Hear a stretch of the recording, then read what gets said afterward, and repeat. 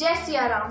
देवशयनी पद्मा एकादशी आषाढ़ शुक्ल पक्ष श्री भविष्योत्तर पुराण की कथा, जिसमें भगवान श्री कृष्ण और धर्मराज युधिष्ठिर का एक संवाद आता है, जिसमें धर्मराज युधिष्ठिर प्रभु श्री कृष्ण से पूछते हैं कि हे प्रभु, आषाढ़ शुक्ल पक्ष की एकादशी को किस नाम से जाना जाता है। तब प्रभु श्री कृष्ण कहते हैं कि हे राजन, इस एकादशी को देवशयनी के नाम से जाना जाता है और इसे पद्मा के नाम से भी जाना जाता है। मैं तुम्हें इसके विषय में एक पौराणिक कथा सुनाता हूँ। सूर्यवंशी राजर्षि मानधाता सत्यवादी, महान प्रतापी और चक्रवर्ती थे। उनकी प्रजा समस्त धन धान्य से परिपूर्ण थी और सुखपूर्वक रहती थी। उनके शासन काल में कभी अकाल नहीं पड़ा। एक बार दैव योग से उस राजा के राज्य में 3 वर्ष तक जल न बरसा, जिसके कारण दुर्भिक्ष पड़ने लगा। प्रजा अन्न की कमी के कारण अत्यंत दुख पाने लगी। इसी बीच प्रजाजनों ने राजा के पास जाकर प्रार्थना की कि हे राजन, समस्त विश्व की सृष्टि का कारण मुख्य रूप से वर्षा है, क्योंकि इसी वर्षा के न होने के कारण देश में दुर्भिक्ष पड़ रहा है, जिसके कारण धीरे धीरे प्रजा मर रही है। हे राजन, अब कोई ऐसा उपाय बताइए जिससे हम लोगों का इस दुख से निवारण हो जाए। मानधाता ने कहा, आप लोग सत्य कहते हैं। वर्षा होने पर ही अन्न उत्पन्न होता है।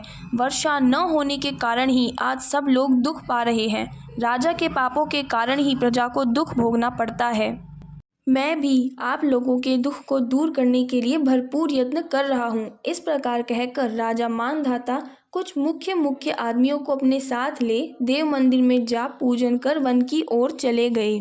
वहाँ पर अनेक ऋषि मुनियों के आश्रम को देखते हुए अंत में ब्रह्मा जी के पुत्र अंगिरा ऋषि के आश्रम पर पहुँचे। राजा अपने अश्व से उतरकर मुनि के आश्रम में गए। तब वह मुनि अपने नित्य कर्म से निवृत्त ही हुए थे। राजा ने उन्हें प्रणाम किया तो मुनि ने उन्हें आशीर्वाद देकर कहा, हे राजन, आप और आपकी प्रजा कुशल पूर्वक हैं। कहिए, आपका आना आज किस प्रयोजन से हुआ है। मानधाता ने कहा, हे महर्षि, मेरे राज्य में 3 वर्ष से वर्षा न होने के कारण भारी दुर्भिक्ष पड़ रहा है, जिससे मेरी प्रजा महान दुखों को भोग रही है। राजा के पापों के प्रभाव से ही प्रजा कष्ट पाती है। मेरा अनुमान है कि मैं धर्मानुसार ही राज्य करता हूँ, फिर भी मेरे राज्य में अकाल पड़ने का क्या कारण है। अतः आप मेरे संदेह को दूर कीजिए और प्रजा के कष्ट को दूर करने के लिए कोई उपाय बताइए। ऋषि ने कहा, हे राजन, यह सतयुग सब युगों से श्रेष्ठ युग है। इसमें धर्म के चारों चरण सम्मिलित होने के कारण धर्म की सबसे अधिक उन्नति है।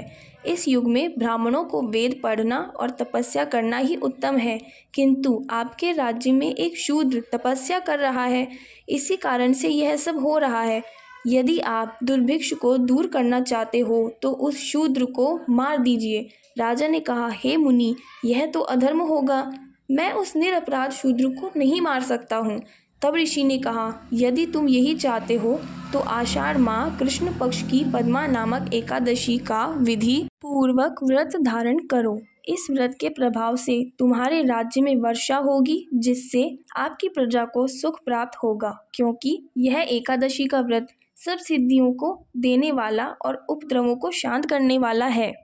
तब मुनि के वचन मानकर राजा अपने नगर को लौट आए और जिस प्रकार कहा था उसी प्रकार प्रजा सहित पद्मा एकादशी का व्रत किया। उस व्रत के प्रभाव से राज्य में वर्षा हुई और प्रजा को सुख प्राप्त हुआ। यह व्रत सबको करना चाहिए। इस व्रत को करने से मनुष्य को वैकुंठ लोक की प्राप्ति होती है और इस कथा को सुनने, समझने व पढ़ने से मनुष्य के समस्त पाप क्षीण हो जाते हैं। जय सिया राम।